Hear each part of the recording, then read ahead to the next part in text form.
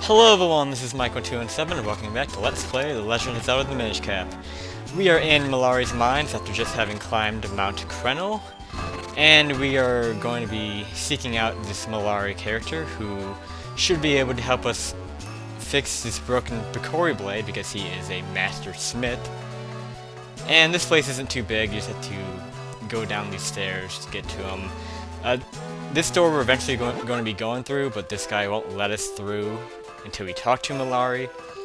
This door will lead to where the next dungeon is. So, we'll be finding Melari just right down here. He's this big dude. So let's talk to him. Green clothes? An odd hat? Sir, might you be young Mike? I am Melari, Master Smith. I hear you want me to reforge the sacred sword and help break a curse. I'll be needing the old sword, which holds the power of the elements first. Show me that broken Picori blade. I love all this adventure, what with the rescuing of princesses and such. I'd be happy to reforge this thing into a brand new sacred blade for you. Alright, so we're gonna give him our broken blade, and they will be hammering at this for a while, but they won't be done with it until we finish up the next dungeon. So let's go do that to kill time. And now this Minish over here will open the way.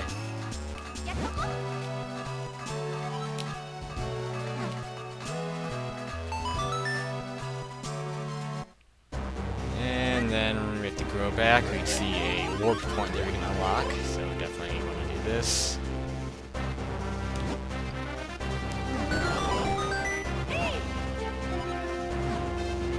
Right up here is the second dungeon in the game, the Cave of Flames. And the first part of this is pretty straightforward and not too hard to figure out. It gets a little more interesting once you get the main item. Up here is a room that's blocked off, so we can't do anything here.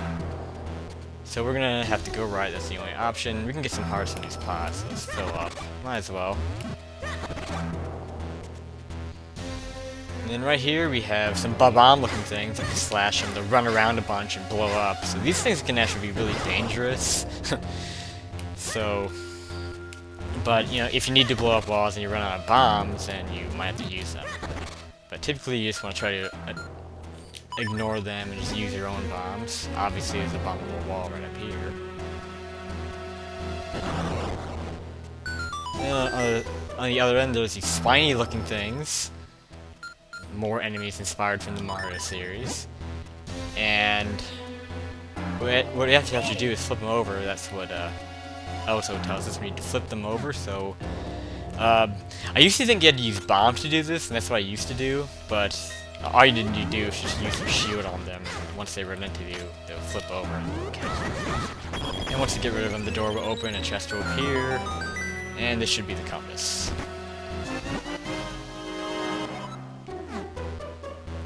And this door would take us to that room we just saw earlier. We see some stray rupees right over here, and gotta be careful of these because hidden in one of these will typically always be a like-like right there. They're always annoying in the Zelda series, and you can tell what they will actually be able to steal from you. Like the like-likes in this game will eat you up, and you'll see like something attached to them, like a red rupee or a green rupee, and that will tell you what they're gonna steal from you. And sometimes they might take your shield as well if they don't have anything attached to them. And these bombs, they're just always in the way. But yeah, you come up here, you see like a railroad type of thing. And you see a switch over there. We can't get to that switch right now, and you want to go... Yes, you want to go right. I'm checking... Okay, left, you can't do anything here. So. You want to go right. And you have these guys again. Let's just... They're just gust charges in case they get in our way, like that. Just get out of the way. Ow! Get out of my way. Okay. I'm already at 2 hearts now. I need to be a little more careful. But yes, we have this cart right here, and we can hop in and go for a ride! And these carts will go through those closed doors automatically, and they also kill enemies, which is nice. And now Elzo's all sick, he's probably gonna throw up. Please don't be throwing up on top of my head, dude. Oh my god. I do not want that on my head right now. You can see these little small doors here. That means that we will be going Minish size for part of this. Keep in mind that we're normal size for this dungeon, whereas the last dungeon we were Minish size for. Okay, I want to be a little more careful about this. Actually, I think if you use a gust jar on these... Okay, shit. I'm actually close to dying. Let's not die, come on. This is the second dungeon in the game. Shit. The beeping noise isn't too bad in this game. It's not as bad as the Link to the Past. I'm gonna see if I can get rid of these guys a different way, because I'm starting to get worried here. Just slash them from far and stay in the door, that way they don't run into you. Oh, he blew up his friend too, that was nice of him. Okay, we have a bombable wall here. I'm actually really worried, because we're about to fight some enemies in this next room.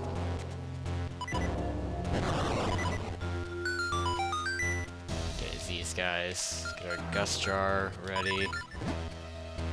Thankfully in this game there aren't too many enemies here that do like a significant amount. Oh wow, you can suck them up and shoot them out. That's actually really useful. Okay, you can suck these guys up completely and shoot them out and kill them. Alright, I'm glad I figured that out. That makes this a lot easier. Fortunately these guys aren't giving up any hearts. But once you kill all these guys, there actually be a shrink rock appear. Well, it's not really a rock, but, you know, we'll be able to shrink on it. So let's do that and go into that hole. That's our only option. Hope there are no enemies on the other side here. There are. Damn, we gotta be careful. Top, you can't go anywhere. Want to go right. And keep going. Keys here. Down here, oh, actually, we can keep going. I think we do have to go this way. Yeah, we have to go this way first. Okay, you should be able to get hearts from this fire here. I'll show you how to get rid of the fire in a second when they grow. They grow up. I'm sure there'll be a lot of grow up jokes going on in this LP. But what you can do is suck up... Oh god, it has to be a red choo-choo here too. Get out of here. You should be able to get some hearts from this fire. You can suck it up with your gust jar. Gust jar is... Now that I think about it, gust jar is probably the most useful item in the game. If not one of the most useful. It's definitely up there. But yeah, now we're nearly full, and these platforms, when we go into the lava, will automatically... It's the same thing as falling down a pit, so don't want to go in the lava. These platforms will disappear if you walk on them, so be quick. And they will eventually come back. Like the crumble, sink, and they'll come back. That leads to a Kinstone, but there's also a switch here. Yes, I know, Elza. Elza, I don't want to go into the lava. I'm pretty sure lava hurts you. Okay. So that switch opens the door. So I want to make our way back. Be careful. And here, you want to make sure you get rid of the pots first, because they'll block your way. Just go across and keep going. Alright, so some of these things actually move, so again, they all crumble. There's no platforms that don't crumble. So keep that in mind. Let's get rid of the fire. We have these roly-poly type of things. Something you would expect to see actually in a Minish type of area. But no, you see them here. I believe that chest just takes us to a Kinstone or rupees. And we have full rupees right now, so that was completely wasted. Unfortunately, this game doesn't do what Twilight Princess does, where if you pick up rupees and you don't have enough room for them, you can actually put them back into the chest. So in this game, you unfortunately will waste them if you don't have enough room. But anyway, let's move up here. We have some swirly things that we'll be going into later, but first we need to push this... Actually, no, we do have to go to the other side. My bad. So we just gotta work your way around. And as you would guess, you do gradually descend when you're floating like this, so gotta be quick. Don't dick around too much in the air. So we have a chest on top of a pillar thing, and you have to push it into that hole in order to actually open the chest. And hitting that switch opens that door. So push this out of the way and then push this into the hole. And I'm assuming this should be a key. And there was a room back where that first cart was that we've been in earlier that had a locked door in it, so that's where that key opens. This is pretty easy to navigate dungeon as well. It doesn't seem to be a lot of backtracking here. No, I mean there is, but it's easy to do it mainly because of this. You can just take the cart. Yeah, here's the locked door that we want to open. We'll just walk across this, try not to fall. And then hitting the switch will switch around the tracks. So now the cart that we'll be jumping in will go in a different direction, so now I have to push these out of the way. I don't know which ones, but one of these is pushable, I think. Or do we just have to backtrack? Okay, never mind. Well, there wouldn't really be a point to going down there anyway, because all you want to really do is just go back here and jump into this. And now we're going up to the top part. We'll skip a heart piece again that we can't quite get to yet. We'll get to it eventually. Try to ignore these guys. And when you go in here, you'll be able to avoid the cutters. And we have a flipped cart, which is kind of strange. Activate these things and walk across. Be careful with the keys, so it's gonna knock you into the lava. Come on, get on my way. And I believe this should lead us to the heart piece that we saw earlier. So just bomb the wall.